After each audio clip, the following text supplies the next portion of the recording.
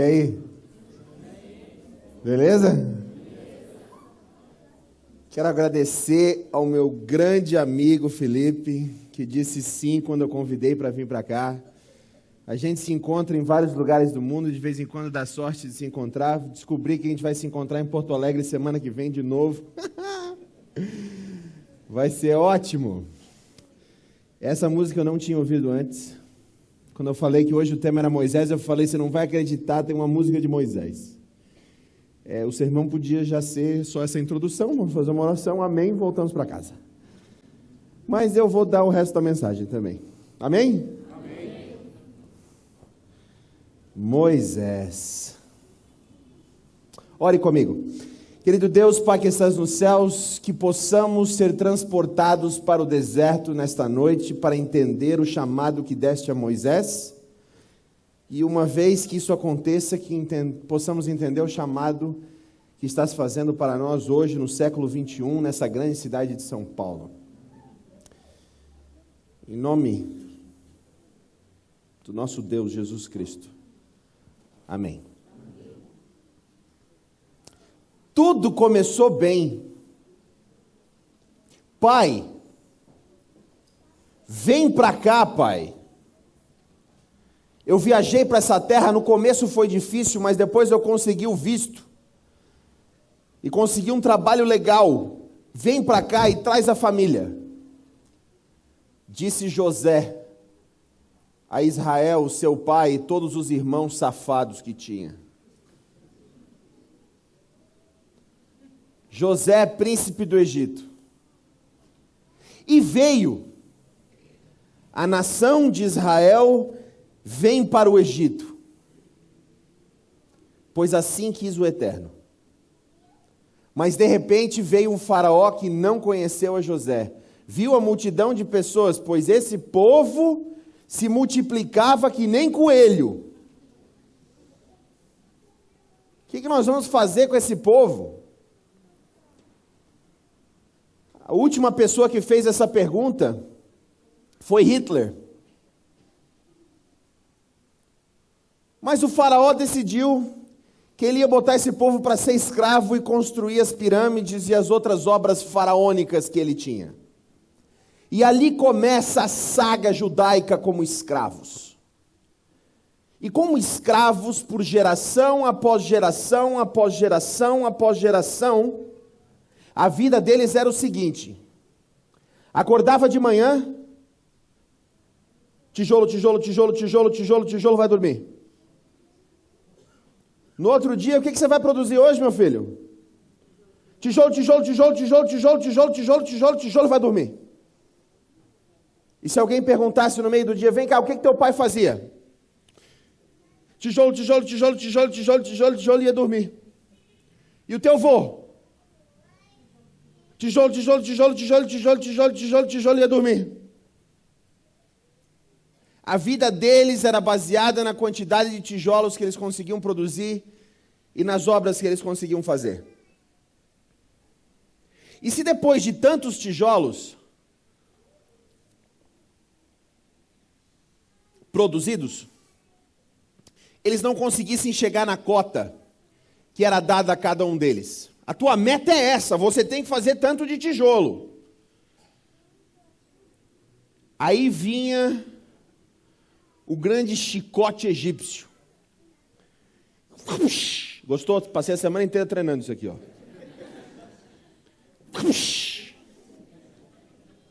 Você não alcançou a sua cota, porque o seu valor é diretamente proporcional a quantos tijolos você consegue produzir.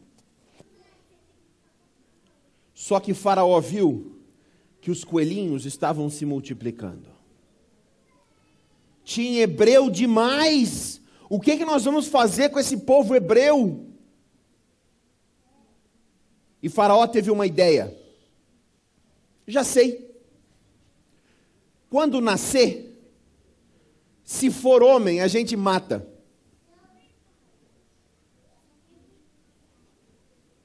Ah, é? É. Fala para as parteiras. Se for homem, pode jogar no Nilo.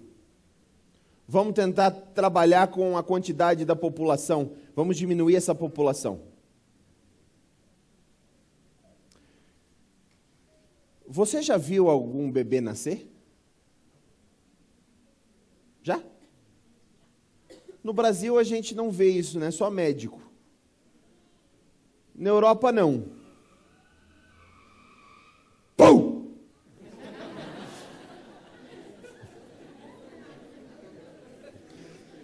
Não resisti.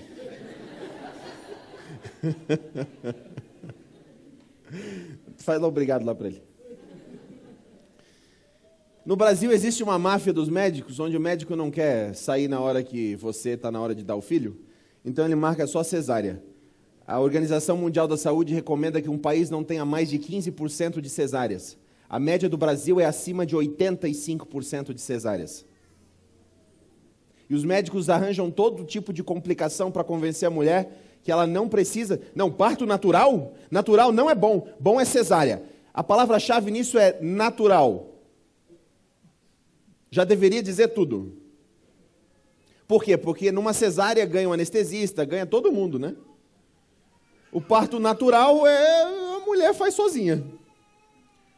E na preocupação, mulheres têm feito parto por milênios, por isso que a gente está aqui. Se algum momento não desse certo, nós não estaríamos aqui. Na Europa, eles têm uma fissura por parto natural. Eles fazem de tudo para que seja o parto natural. E eles têm vários estudos onde eles apresentam que se a mulher estiver do lado dela, isso foi quando eu e minha esposa fizemos o nosso primeiro pré-natal, eles têm todo um curso que os hospitais dão para os pais de primeira viagem. E eu fiquei abismado com algumas coisas que a moça falou. Ela falou o seguinte: olha, veja bem, você vai ter um filho, vocês vão ter um filho. O que acontece durante o parto é muito importante, porque a mulher, ela só vai escutar uma pessoa, e essa uma pessoa vai ser você, o parceiro dela, no caso, eu. Nós vamos falar contigo e você vai falar com ela, entendeu? Entendi, o meu trabalho é esse, estou pronto. Eu já não ia fazer mais nada, né? Me preparando para tentar participar de alguma forma daquele momento especial. Outras coisas importantes que ela falou. Se a mulher tem do lado dela alguém que ela tem certeza que vai ficar com ela para a vida inteira depois do nascimento do bebê, ou seja, um marido com um anel no dedo, isso a doutora secular falando, se ela tem um marido do lado dela, ela emite um hormônio chamado ocitocina. Isso faz com que diminua a dor e acelere o parto.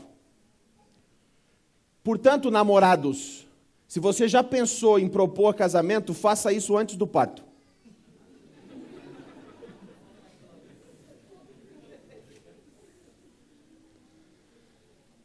Ela também explicou algo que eu sempre me perguntei. Ela falou, a dor para a mulher é algo que você não tem como entender. É muito forte. Só que quando nasce o bebê, imediatamente nós vamos despir a mulher e colocar o bebê no colo da mulher. E vamos deixar que o bebê ache a mama. Porque ele vai achar. E nesse momento que a mãe tem o bebê no colo, ela recebe uma injeção de ocitocina, desse hormônio da conexão, tão grande, que acaba a dor, e o terceiro parto, que é o da placenta, ela nem sente dor. Não só isso, ela acaba com a memória da dor. Por isso que a louca da sua mulher vai querer outro.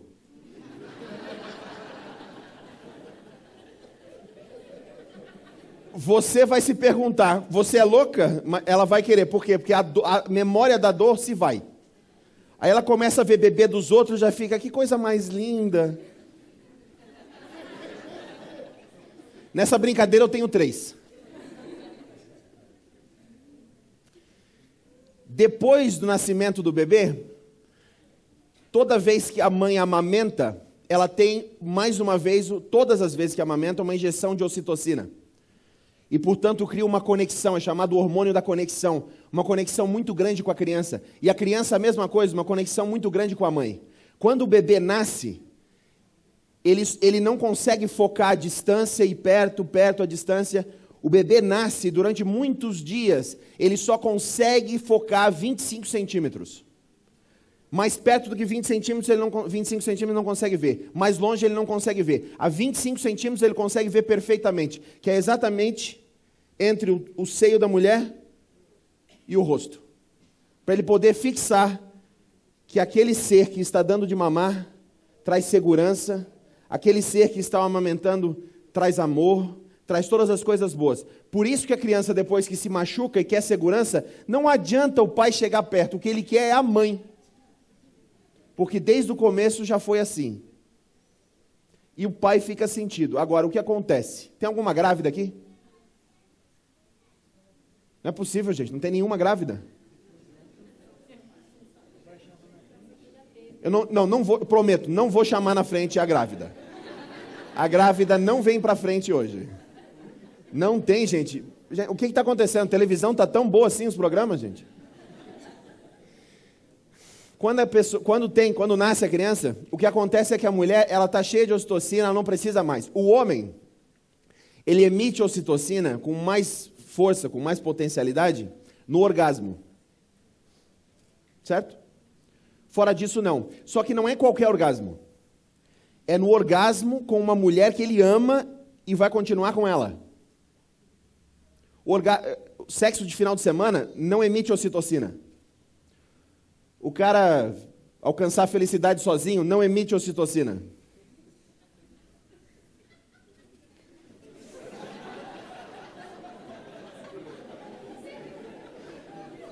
Gente, sem testemunho, por favor. Não precisa de testemunho nessa hora, gente. Por favor.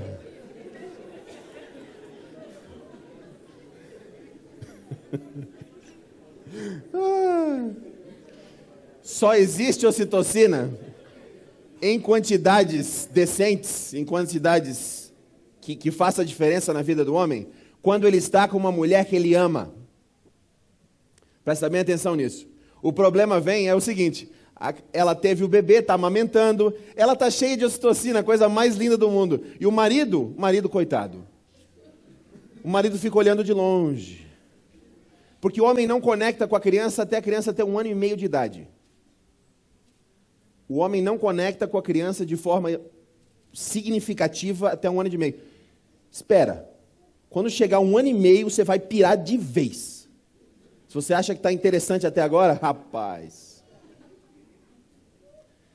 Aí, então, eu vou fazer um apelo para as mulheres, certo?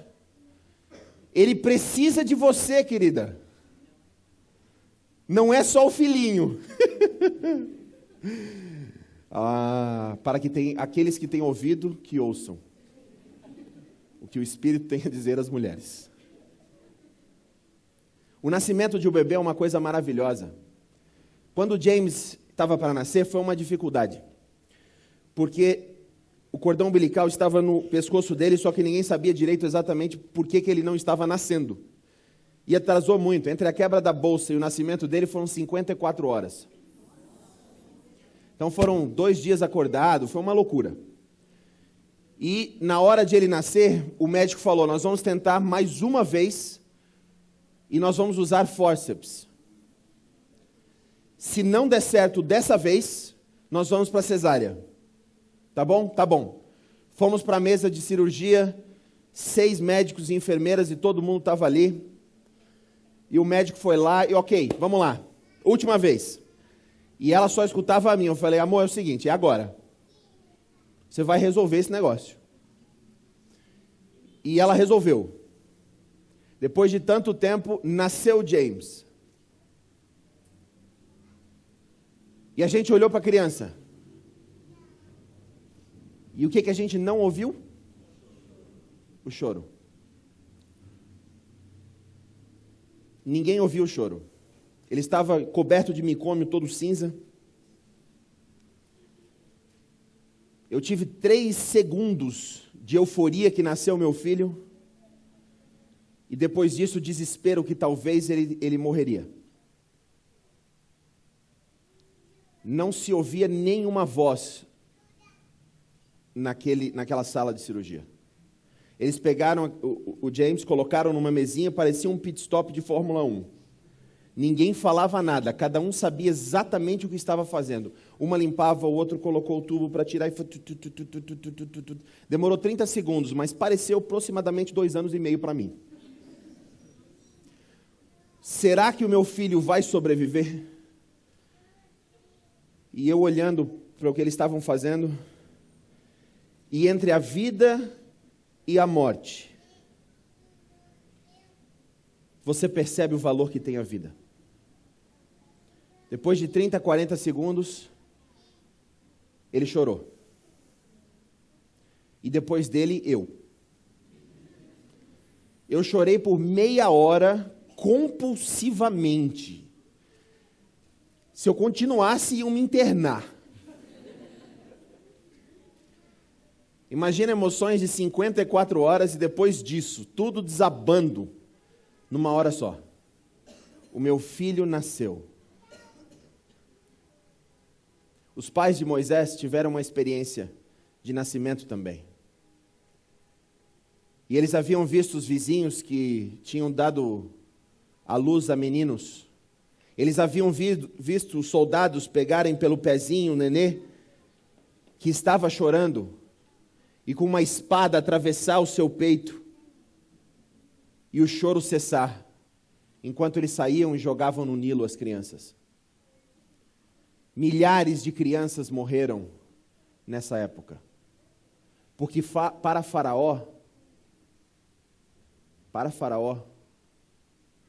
o valor de um escravo era quantos tijolos eles conseguiam produzir. Eles não tinham valor como ser humano. Ele tinha um valor de produção. Portanto, o que acontecia com a vida era irrelevante. Muitos primogênitos morreram nessa época. E o Nilo se tornou vermelho de sangue, com os bebês do povo de Israel que foram mortos.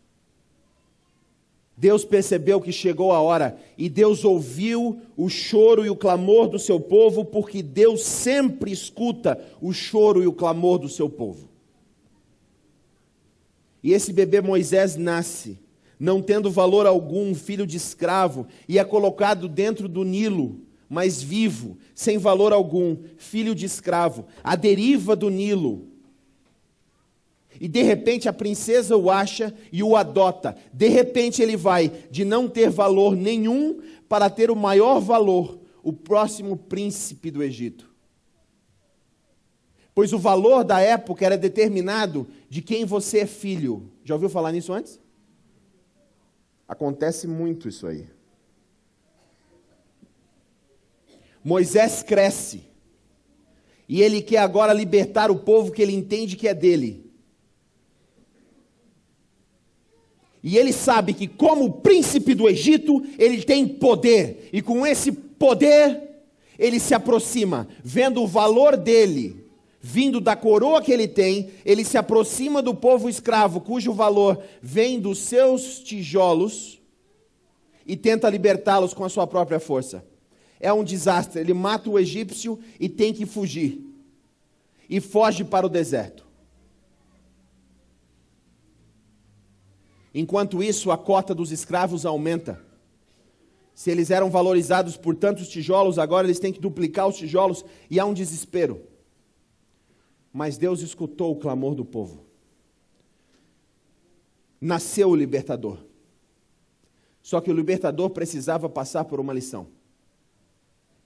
E agora ele, no deserto de Midian, perde as esperanças de poder fazer algo para Deus. Talvez você esteja jovem hoje, e você esteja aqui e você tenha tantos sonhos de fazer coisas maravilhosas para Deus. Continue com esses sonhos. Os outros heróis dessa semana são para você, mas hoje eu quero falar para os velhos. Hoje eu quero falar para aqueles que acham que o seu tempo já passou.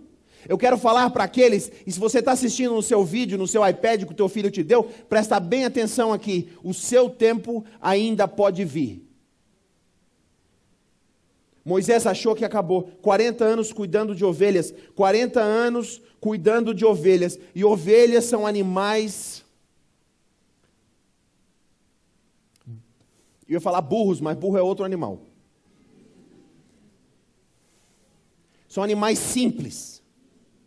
São animais que, se você não levar para um lago que esteja calmo, eles não conseguem beber.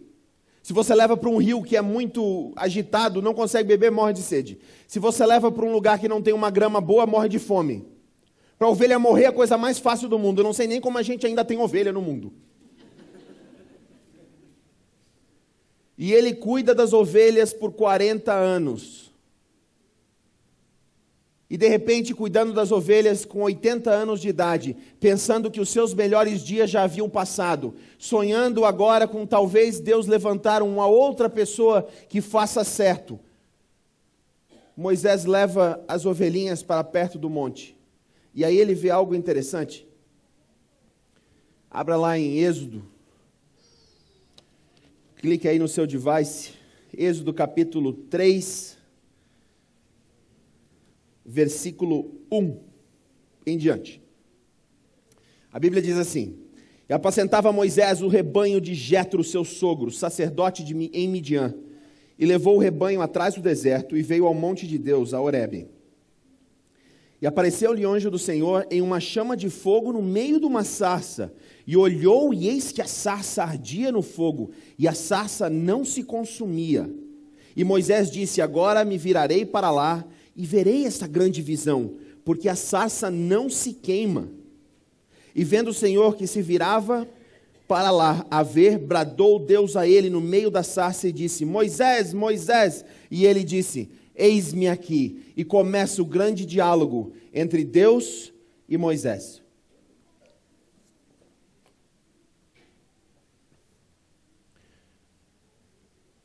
No século 21, as coisas não mudaram muito desde a época do Egito, pois nós criamos novas formas de nos escravizar, novas formas de passar o dia inteiro buscando algo que defina o nosso valor. Estava conversando hoje sobre a esteira que nós estamos sempre trabalhando. Você compra uma coisa e fala: eu quero aquilo ali. Quando eu tiver aquilo ali, vai ser lindo. Eu quero aquilo ali. Você se vê com aquilo. Quando eu tiver aquilo, eu vou ter valor. As pessoas vão me ver com aquilo e vou ver que eu vou ter valor. Aí você compra aquilo, porque você quer ter valor através daquilo. No fundo, você não acredita que você tem valor por si mesmo, que você é suficiente. No fundo, você acredita que precisa de algo para ter valor. Isso pode ser uma roupa, isso pode ser uma bolsa, isso pode ser qualquer outra coisa material, isso pode ser um diploma, isso pode ser filhos, isso pode ser uma casa, isso pode ser qualquer outra coisa que defina o seu valor a não ser você mesmo. E nós nos tornamos escravos buscando isso, e acordamos cada vez mais cedo, e dormimos cada vez mais tarde, e trabalhamos cada vez mais, pegando ônibus cada vez mais lotados, ficando preso em trânsitos cada vez mais parados, buscando coisas, buscando algo que preencha esse vazio que temos para definir o nosso valor. Tijolo, tijolo, tijolo, tijolo, tijolo, tijolo, vai dormir. Qual é o seu tijolo? O que é que você está buscando dia e noite para definir o teu valor? Pois é nessa busca louca que Moisés não conseguia ver a Deus. Foi somente no deserto, cuidando de ovelhas, que ele percebeu a sarça ardente. Nós temos a ideia de que Deus está na igreja. Nós chamamos de casa de Deus. Nós temos a ideia que nós fazemos o nosso devocional, nós temos um encontro com Deus de manhã, deixamos Deus ali, vamos para o trabalho e voltamos para ter um outro encontro com Ele à noite. É muito conveniente criar uma casa para Deus e vir visitá-lo uma vez por semana. Difícil mesmo é convidar a Deus para morar contigo. Jesus Cristo é muito chato, gente. Dá o controle remoto da TV para Jesus e olha o que acontece. Pega o controle do PlayStation e dá para Jesus jogar. E nessa loucura de buscar, Nós não percebemos aonde está o eterno, aonde está o sagrado, aonde está o reino. Os antigos rabinos dizem que no deserto, sarça ardente era a coisa mais comum que existia. Ainda hoje, em desertos, você alcança um calor de 65 graus centígrados. E as plantas se autocombust. Elas se auto-pegam fogo. Como é que chama? Se auto-inflama. As plantas se auto-inflamam. Isso é comum em qualquer deserto. Então, o que tornou essa especial? Por que essa era especial? Por que essa era diferente das outras? Por quê? Porque essa não se queimava. Mas a pergunta que eu tenho para você hoje à noite é a pergunta que os rabinos fizeram. Moisés só percebeu que Deus estava ali, pois ele parou para olhar que ela não se queimava. Por quantas sarças ardentes nós atravessamos o nosso dia a dia, momentos sagrados aonde o eterno está agindo, aonde o reino explode diante de nós e nós não percebemos porque estamos correndo atrás de algo para definir o nosso valor.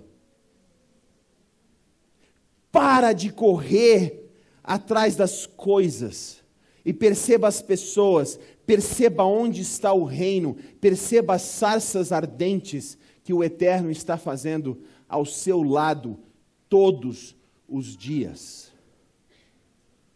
Eu sentei hoje num restaurante e chegou um rapaz que estava com muita necessidade. E ele se aproximou do gerente do restaurante e falou: meu amigo, eu estou com fome. Você poderia me dar um almoço?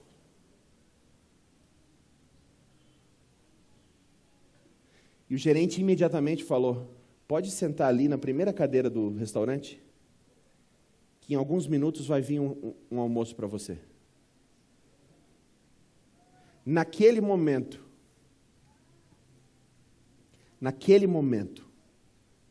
havia uma sarça ardente ao meu lado hoje no almoço. O momento onde um ser humano teve compaixão do outro e o reino de Deus se tornou presente num restaurante que eu estava comendo. Você pode ver isso em todos os lugares, pois o reino de Deus está explodindo em vários lugares ao seu redor. Mas se você estiver ocupado demais buscando os seus tijolos, você jamais vai perceber isso. Alguns aqui trabalham em empregos que foram criados por uma revolução industrial, onde você deixou de ser um ser humano criativo, com dons dados por Deus, e você passou a ser uma máquina de carne e osso. Quer ver? 2 hambúrgueres, alface, queijo, molho especial, cebola, picles e o pão com gergelim. É o Big Mac. Aqueles que têm mais de 72 anos que lembram dessa música?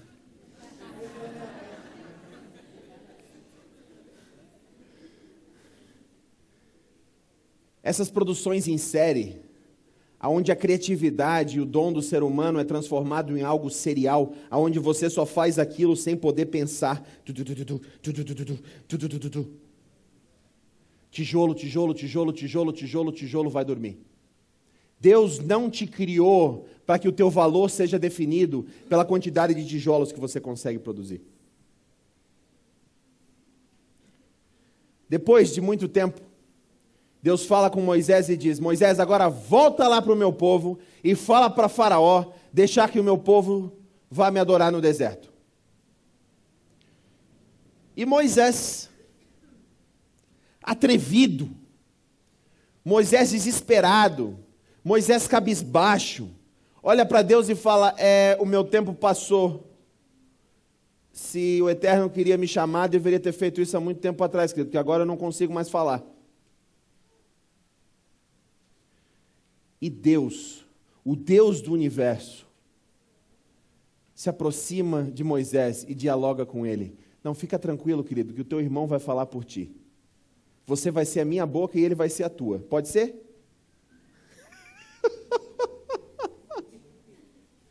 Deus vira da paz conversando com Moisés. Se eu tivesse ali, eu vou te falar.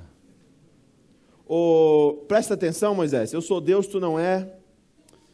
Vai ser assim, não sei que parte do você vai lá, você não entendeu, é fácil.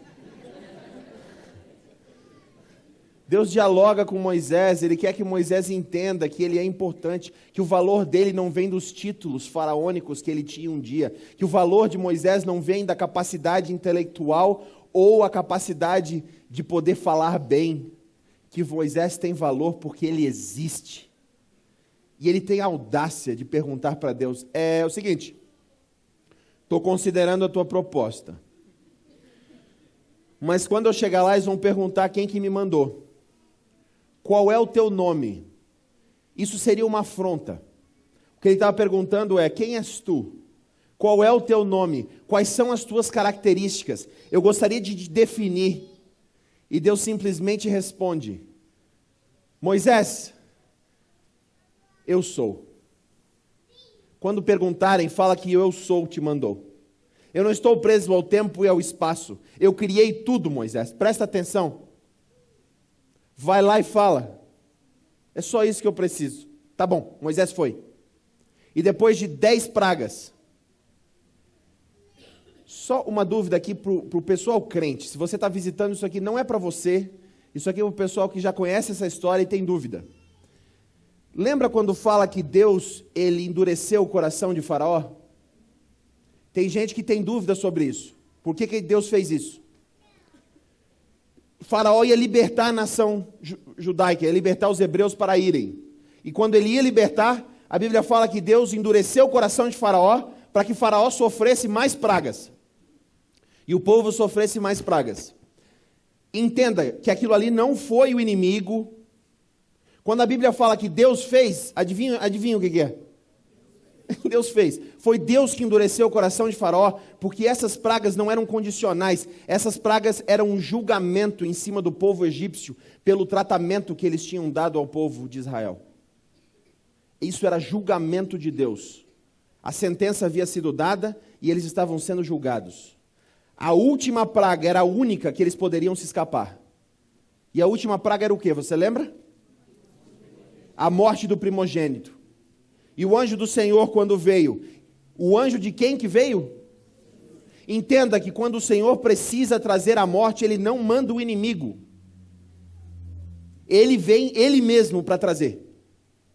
Porque Deus é Deus e nós não somos. E quando o anjo do Senhor se aproxima, se Ele achasse uma porta de um egípcio pintada com o sangue do cordeiro, o que aconteceria com aquele primogênito? Seria salvo. A salvação é para todos, mas ela só é eficiente para aqueles que a aceitam. Vou repetir, pode twittar. A salvação é para todos, mas só é eficiente para aqueles que a aceitam. Moisés tira o povo do Egito. Só que como que você vai tratar um povo que foi escravo por gerações? Você já conheceu alguém que é analfabeto, que nunca leu um livro, cujos pais eram analfabetos, também nunca leram nenhum livro, e os avós eram analfabetos, nunca leram nenhum livro? Você já conheceu alguém assim? Sim ou não? Não, alguns já. Tinha uma época, nós tínhamos uma pessoa que ajudava lá em casa, ela tinha esse perfil. A dificuldade de conversar com ela era tremenda. Ela não tinha condições de entender conceitos. Ela só conseguia falar sobre coisas e pessoas. Essa era a limitação dela. E essa era a limitação do povo de Israel. Vamos adorar a Deus? Vamos, mas qual é a forma de Deus? Precisa ter forma. Vamos criar um bezerro. Porque isso a gente conhece. Só que como que continua essa história? Essa história vem quando Deus entrega a lei. E a lei nada mais é do que uma série de instruções para um povo que é escravo, que agora se torna livre, mas não sabe viver em liberdade. O povo que é escravo só fez tijolo, o vô só fez tijolo, nem conhecia mais a Deus, não conhecia mais nada, totalmente ignorante, escravo. Agora é livre. Você acha que ele sabe o que fazer com a liberdade? Você acha que ele sabe viver uma vida de liberdade? Não sabe. Aí Deus fala assim, ó. Qual é o primeiro mandamento? Como é que é o primeiro mandamento? Não. Abre a Bíblia em Êxodo 20, por favor. Não. Isso é Deuteronômio 5.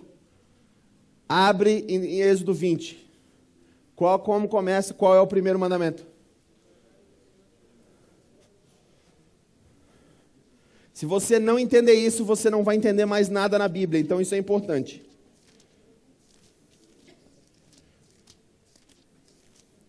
O primeiro mandamento começa assim, ó. Eu sou o Senhor teu Deus que te livrou da terra do Egito, da casa da servidão. Não terás outros deuses diante de mim. Se você esquecer dessa primeira parte, você não vai entender nada do Evangelho. E nada da Bíblia. Por quê? Já explico. Como que começa o primeiro mandamento?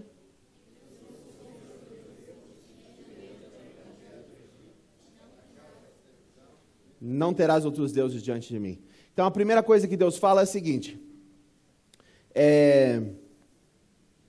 Vocês não merecem, mas eu salvei vocês.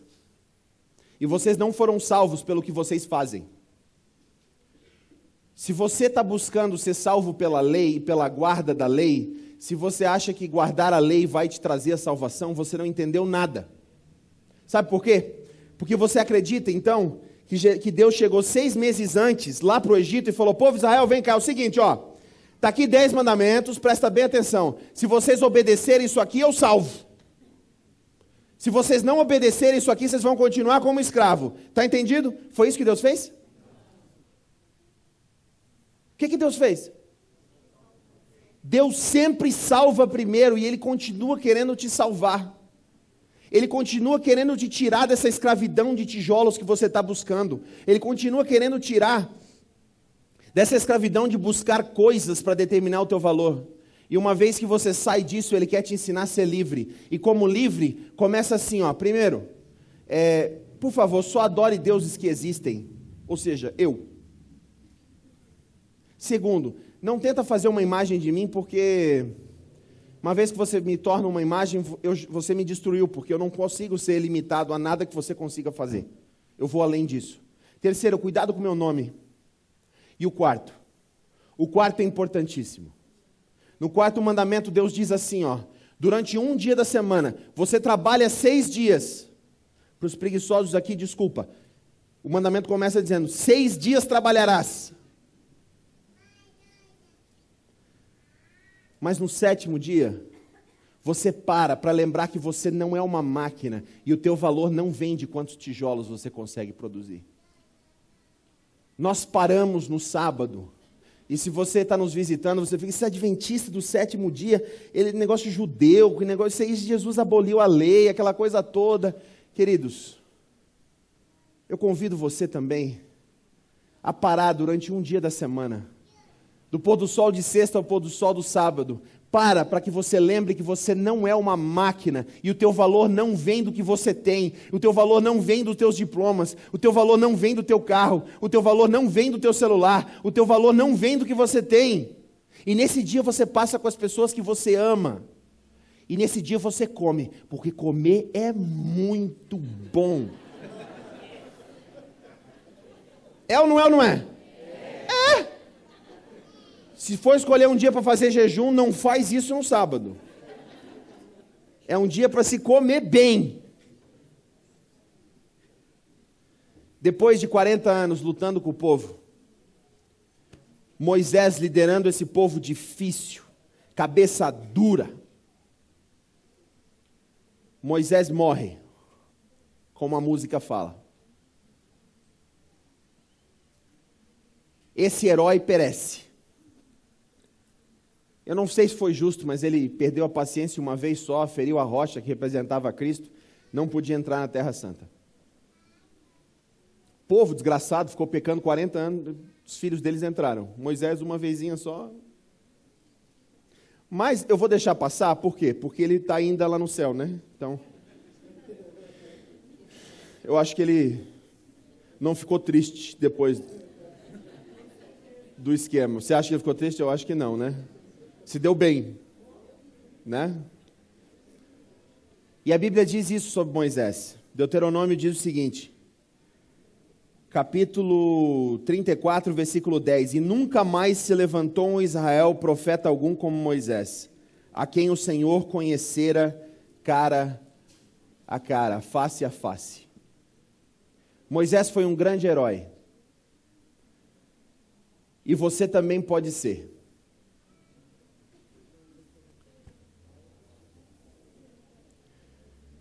Se você não entende que Jesus fez algo por você, você vai continuar tentando fazer por você mesmo. O teu valor vem porque você existe, porque Deus te criou e Deus te redimiu. É por isso que você tem valor. Uma vez eu fui para um leilão de mídia. A gente estava formando o centro de mídia da associação na Inglaterra, e a gente foi para um leilão de mídia. Gastamos uma grana no leilão de mídia, compramos até um caminhão de mídia, um negócio tremendo. E nesse leilão de mídia tinha 950 itens que estavam sendo leiloados. Foi o dia inteiro de leilão. E nós olhamos todos os itens. E tinha uma caixa, gente, um negócio desse tamanho assim, ó. Enorme, velho pra caramba. O negócio eu olhei para aquilo e falei, o que esse negócio faz? Perguntei para o meu pessoal técnico, que estava lá comigo, me explica o que esse negócio faz. Eles olharam as saídas, olharam de lado, olharam pesado, falou, não sei, isso aí não deve valer nada. Olha a idade disso. E ninguém sabia o que era aquilo ali. Ninguém deu nada por aquilo ali. Nem o cara que estava no leilão. O item antes era um negócio desse tamanho assim e tal.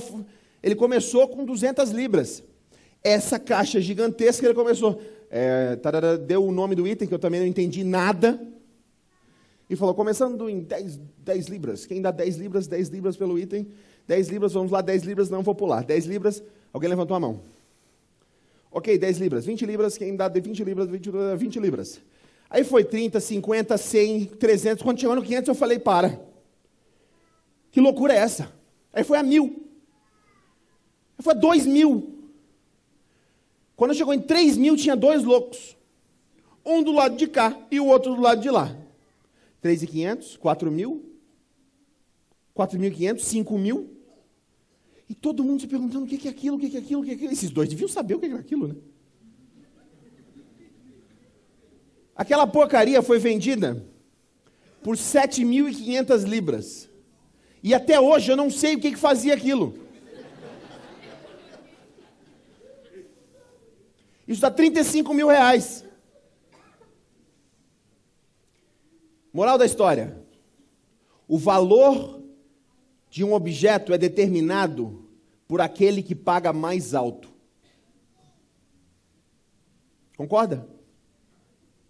Quem que determinou o valor daquele objeto? Quem pagou mais, concorda? Eu não pagaria nada por aquilo. Eu não defini o valor. Quem definiu foi aquele cara que pagou 7.500 libras. 35 mil reais por aquela porcaria. Ele definiu o valor da porcaria. O dia que você achar que você é uma porcaria, você lembra que Satanás fez de tudo para te comprar. Só que Jesus Cristo, esse herói aqui, ó, o leão da tribo de Judá, naquela quinta-feira no Getsêmani, decidiu beber do cálice. E ele decidiu pagar o preço mais alto que já se pagou por alguém. Ele deu a própria vida. O Deus do universo deu o que ele tinha de mais precioso, que foi a sua vida, por você. Você não é uma porcaria. Você tem valor, porque o sangue dele verteu por você. Você não precisa de objetos, de tijolos, de celulares, de carros, de diplomas, de casas, de nada para definir o teu valor. Porque o sangue dele já definiu o teu valor. Para de tentar te fazer mais bela para definir o teu valor. Você já é linda porque Ele morreu. É porque Ele morreu por ti que você deve transcender a compaixão e o amor que Ele viveu. Amigo, para de querer ter sucesso para definir o teu valor. Tenha sucesso porque você tem valor em Jesus Cristo. Quando você acorda de manhã, não pense, hoje eu vou ser um vencedor no final do dia. Você já é um vencedor porque você acordou. Você tem valor por causa dele. Se você não entendeu ainda, tudo gira em torno de Jesus. Tudo foi criado por Ele e por causa dele nós somos. O desafio de hoje, antes de eu bater um papo com o Felipe, eu vou deixar vocês aqui até 10 horas hoje, brincadeira. 9h45. Já é 9h45. Ninguém me avisou, cara. Que loucura é essa? Eu gostaria de conversar com aqueles que querem aceitar hoje à noite que você é alguém por causa dele e decidir parar de ficar nessa loucura de correr para um lado e para o outro buscando tijolos para definir o seu valor. Se tem alguém aqui que gostaria de decidir isso hoje, eu gostaria que você se ajoelhasse perante Ele hoje, perante o Rei dos Reis, e entregasse a sua vida para Ele mais uma vez hoje. Tem alguém aqui que gostaria de fazer isso hoje? Se tiver, pode fazer agora. Onde você está, se ajoelhe perante o Rei.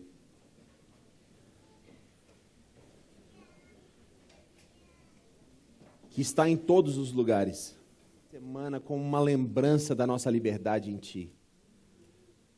Nós queremos entender todos os dias que acordamos com valor como vencedores, pois o sangue do Teu Filho foi vertido por nós.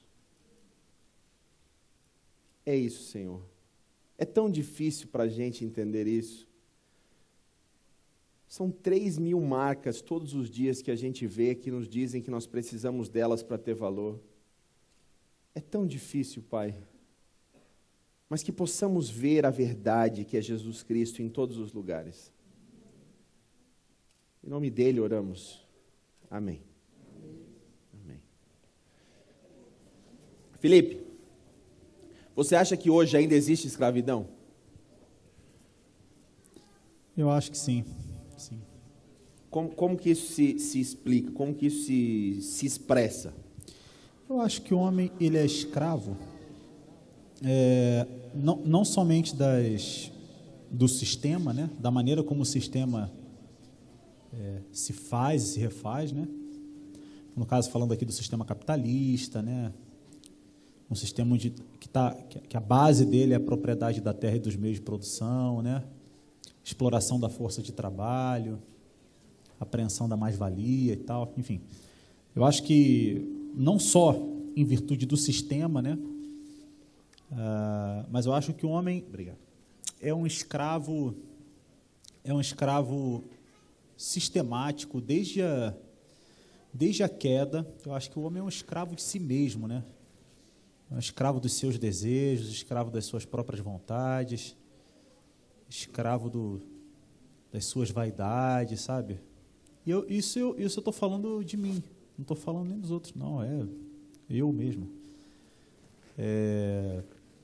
Vez ou outra, reiteradamente, eu me pego dentro desse ciclo de morte, né? Dentro dessa ciranda de vaidade, né? Dentro dessa construção violenta, né? Que é fruto do pecado, né? A escravidão existe. E o que a gente faz hoje? O que você faz para poder escapar disso? Olha, bom, a mensagem foi linda, parabéns pelo que você falou. Você, como sempre, expôs isso de uma maneira didática, simples, direta. E eu vou fazer das suas palavras as minhas, né?